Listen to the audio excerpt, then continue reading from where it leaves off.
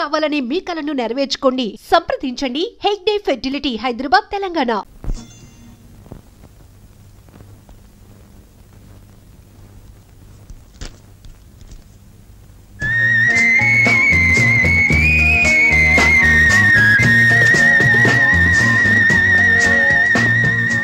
ఏమి రోమియోలా నా వెంట పడుతున్నానే? పాడే అతని సంగతి నాకు వదిలేవే, నేను చూసుకుంటాగా.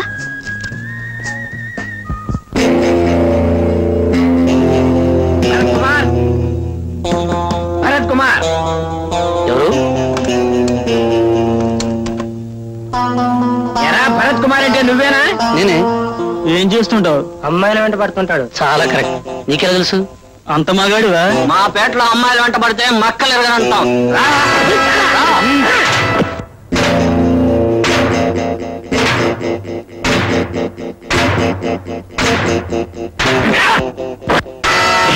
రేయ్, మిమ్మల్ని ఇక్కడికి పంపింది ఆ హాస్టల్లో అమ్మాయిగా.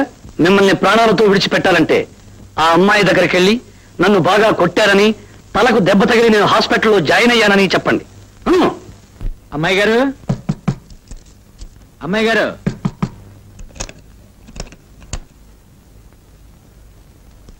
అమ్మాయి గారు మా డబ్బు పడేయండి. కొట్టారా? కొట్టడమా? తుక్కు రేగి కొట్టాం. తల 2 ముక్కలైంది, హాస్పిటల్లో చేరాడు.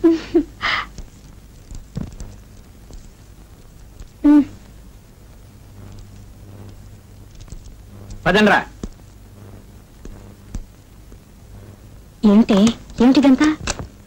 అదే నీ కూడా పడ్డాడన్నవే రోమియో గాడు. పండి తన్ని రమ్మన్నాడు, పంపించారు. దెబ్బకి తల పగలు కొట్టారు, హాస్పిటల్లో చేరాడంట. నీ ప్రాబ్లం సాల్వ్ అయింది. ఏమిట్రా? అమ్మాయి వస్తుందిరా. వస్తుందా? వస్తుంది కదా అని లేచి కూర్చోకు, స్పృహ లేకుండా పడుకో. ఎలాగో కట్టు ఉంది కదా, దాన్ని అడ్వాంటేజ్ గా తీసుకో. అప్పుడే ఇద్దరు దగ్గర అవుతారు. యా అంతేనంటారా? నువ్వు పడుకో, నే కప్పు నాయన.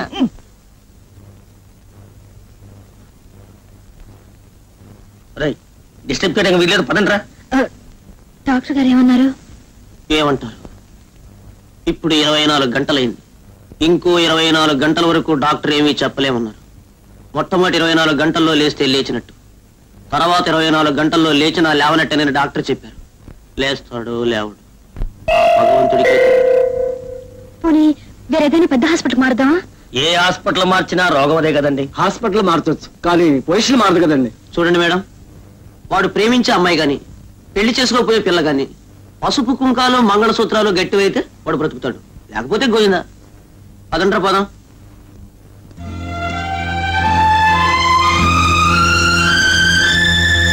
సరళ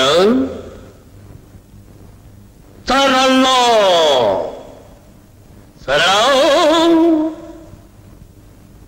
సరళ సరళ.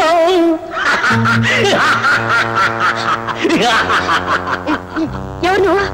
నేనా? ఎవర్నా? ఎంత ఖండకావరము, ఎంత అహంకారము! ఒక్క ఆడదానికి ఇంత పొగరు పనికిరాదు. సరళ ప్రేమ పిపాసిని, ప్రేమ పూజారిని, ప్రేమ రాముణ్ణి, ప్రేమ కృష్ణుణ్ణి, అసలు సిసలైన ఓ ప్రేమికుణ్ణి. గుర్తొచ్చానా సరళ? చూడు, బ్రహ్మచేత ఆడదాని కోసం మగవాడు, మగవాడి కోసం ఆడది సృష్టించబడ్డారు.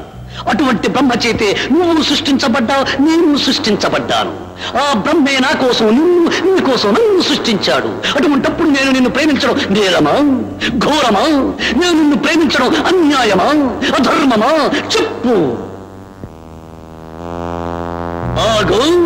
అందాల రాశిని, సంస్కారవతిని, సుగుణాల ఖనిని, సరస్వతిని ప్రేమించాను. అందుకే ప్రేమ గుడ్డిదన్నారు. గుడ్డివాణ్ణి కాబట్టి నేను గుద్దుకున్నాను. నువ్వు నిర్దాక్షిణ్యంగా సాగరంలో పడతోసేశావు. అందుకే ఆ సాగరంలో నుంచి కొట్టుకొని నీ కోసం పరుగున వచ్చాను. కానీ నువ్వేం చేశావు? రౌడీలను పెట్టి కొట్టించావు, తల ముక్కలు చేయించావు, కాళ్ళు చేతులు చెక్కలు చేయించావు. అయినా నేను చేసిన నేరం ఏమిటి అని అడగటానికి నీ దగ్గరకు వచ్చాను. ప్రేమించడమే నేరమైతే నేను ప్రేమించిన ప్రేమ వ్యర్థం, బ్రహ్మ సృష్టి వ్యర్థం. చెప్పు, నేను చేసిన నేరానికి అర్థం. ఏమీ లేదు, నేను చేసింది ఏమీ లేదు. ఏమిటి? ఏమైంది? ఏం లేదు. సరిపడుకో. ఏం లేదు.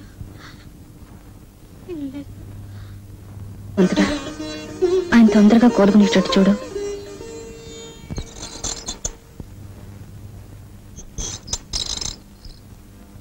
ఏమండి, ఆయన స్పృహ వచ్చిందా? అలాగే వస్తూ ఉంటుందండి, మళ్ళీ పోతూ ఉంటుందండి. ప్రసాదం కావాలా? నాన్న, వాడు చచ్చిపోతే ఒక్క దొంగ ముండని అరెస్ట్ చేయించొచ్చని చెప్పావే, అదేనా ఇది?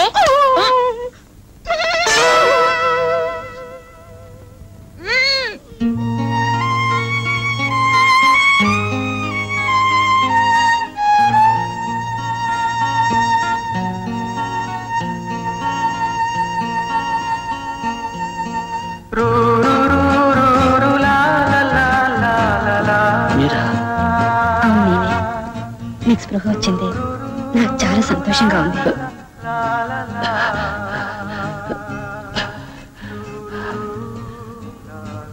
నాకు మాత్రం స్పృహ వచ్చినందుకు చాలా బాధగా ఉందండి. ఎందుకని? దేనికి చెప్పండి, నేను ఎందుకు బతకాలి చెప్పండి. నాకు ప్రేమేలాగూ దక్కలేదు, దక్కిన చావు కూడా నాకు దక్కకుండా పోయింది. అవే మాట్లాడండి. లేకపోతే ఏమిటండి, నేనేం తప్పు చేశానని? నేను మిమ్మల్ని మనస్ఫూర్తిగా ప్రేమించాను, మీరు నా ప్రేమను కాదన్నారు. లేదండి. ఏమండి, మీరు నా ప్రేమను కాదన్నారనుకోండి, దేవదాసునైపోతాను, సలీంనైపోతాను, మజనూనైపోతాను. నా చరిత్ర ఒక మందు సిస అయిపోతుంది. మీకు ఆ పరిస్థితి రాదులేండి. అంటే మీరు నవ్వారా? సరే అండి, నవ్వితే అర్థమైపోయింది. ఓకే.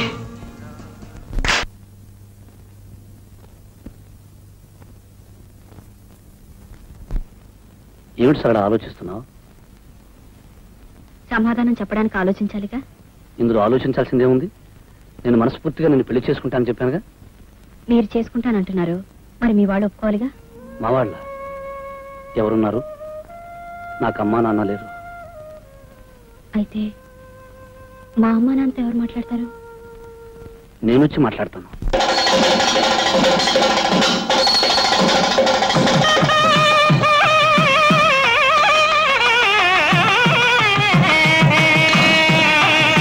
మాంగళ్యం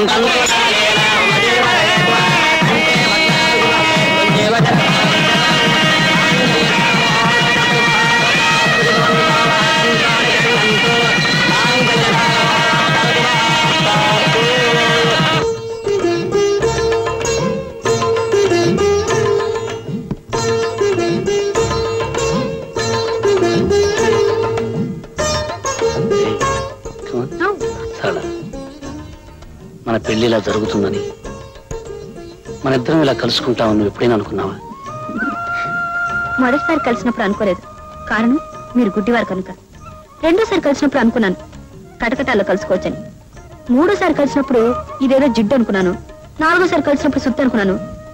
ఆ తర్వాత ఇది కత్తే గుచ్చుకుంటుంది అనుకున్నాను. నీ ప్రేమకి నీ మెట్లున్నాయి కాబట్టి ఆ మెట్లన్నీ ఎక్కి నేను అందుకున్నాను. ఏమిటి ఏమిటి సరళ? చేయండి. ఏమైంది? ఎక్కడికి? ఇప్పుడు ఇస్తాను. అరే సరళ,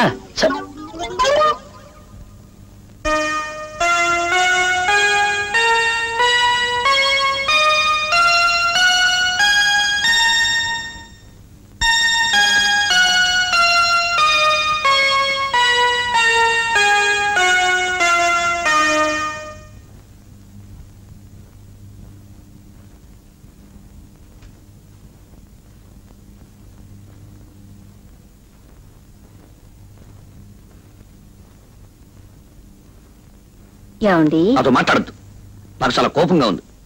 ఇదిగో వస్తానని చెప్పి గంటల క్షణం ఒక యుగం అంటారు. ఒక్కొక్క క్షణం యుగంలా గడుస్తుంది. అది కాదండి. ఏది కాదు? రా, వచ్చి నన్ను కౌగులించుకో, వాటేసుకో.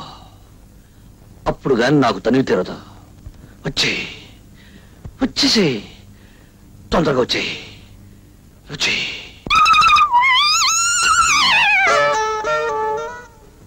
సరళ, జీవితంలో మొదటి రాత్రి చాలా అందమైన రాత్రి. ఆ రాత్రిని ముక్కలు చేసి ఇలా ఆడుకోవద్దు. రా, వచ్చి నన్ను కౌగులించుకో, లేకపోతే నేనే వచ్చి నేను కౌగులించుకో. అల్లుడు గారు,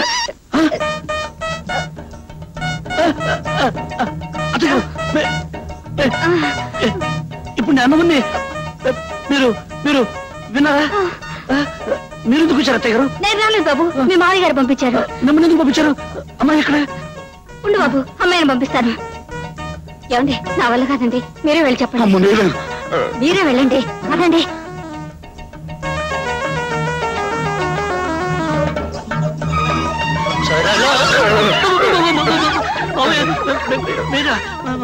అవును నేనే. అమ్మాయి ఎక్కడ? అమ్మాయి అమ్మాయి ఒక్క నిమిషం బాబు. నవలుగా చెప్పడం ఎలాగండి? ఓ పని చేద్దాం, ఇద్దరం కలిసి వెళ్దాం.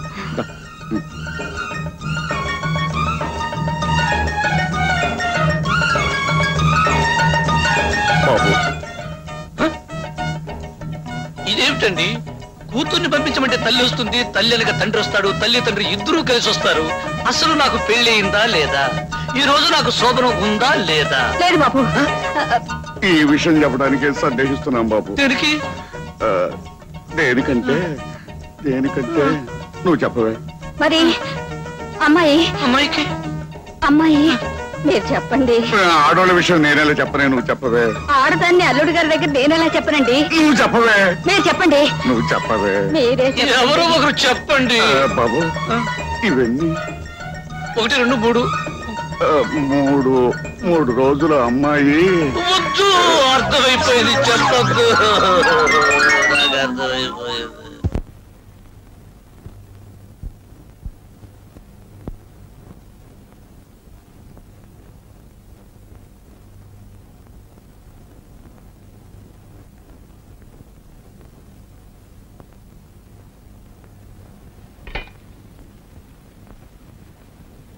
బాబు టిఫిన్ తీసుకో. వద్దండి. పెసరట్లు వేయించమంటావా? వద్దండి. పోనీ నేతిగారులు వేయించమంటావా? అసలు ఏం వద్దండి. వస్తుంటావా? ఏమండి, పాపం ఆయన రాత్రంతా పస్తేనండి. రాత్రంతా పస్తానట్టు కదా? రాత్రే కాదు, ఈ రోజు పస్తుంటాను, రేపు పస్తుంటాను, ఎల్లుండి పస్తుంటాను, వరుసగా 3 రోజులు పస్తుంటాను. మిమ్మల్ని వరుసగా 3 రోజులు పస్తుంటే నీరసం వస్తుందని చెప్పండి. కరెక్ట్. వరుసనే 3 రోజులు పస్తుంటే నీరసం వస్తుందట. వస్తే ఏమిటండి? అది కాదలుడు, పెళ్ళైన కొత్తలో మంచి నేతి సున్నుండ తిని జామ్ జామ్ అంటూ ఉండాలి. నా పెళ్ళైన కొత్తలో ఏమండోయ్, మళ్ళీ ఏమిటి? పంతులు గారు చెప్పారు, నేను మర్చిపోయాను. ఈ సంవత్సరం అధికాషాఢం 2 నెలలు.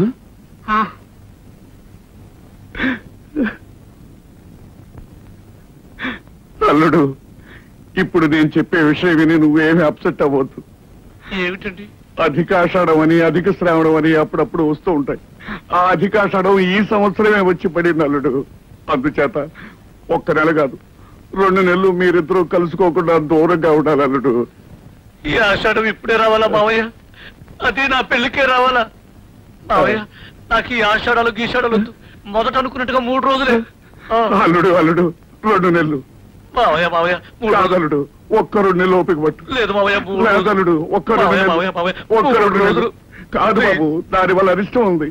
ఏమరిష్టం అండి? ఏమిటది? ఏమవుతుంది? అది కాదు బాబు, పెద్దవాడిని నేను పోతాను. మావయ్య చెప్పు, నన్ను ఏం చేయమంటావు? ఏం చేసేదే ఉంది బాబు, శాస్త్ర ప్రకారం ఈ 2 నెలలు దూరంగా ఉండాలి. భగవంతుడా, నేనేం తప్పు చేశాను నా మీద ఇలా కక్ష సాధిస్తున్నావు? మావయ్య, దీనికి వేరే మార్గం వేయలేదు? మార్గం అంటే మనకు చిన్న మార్గం ఉంది. ఏమిటది? తొందరగా చెప్పేసి. ఇటు అత్తవారింట్లోనూ కాకుండా, అటు పుట్టింట్లోనూ కాకుండా వేరే ఎక్కడైనా కాపురం చేయొచ్చు. వేరే వేరే ఇది చూసుకుంటే అంతే కదా? మావయ్య, మావయ్య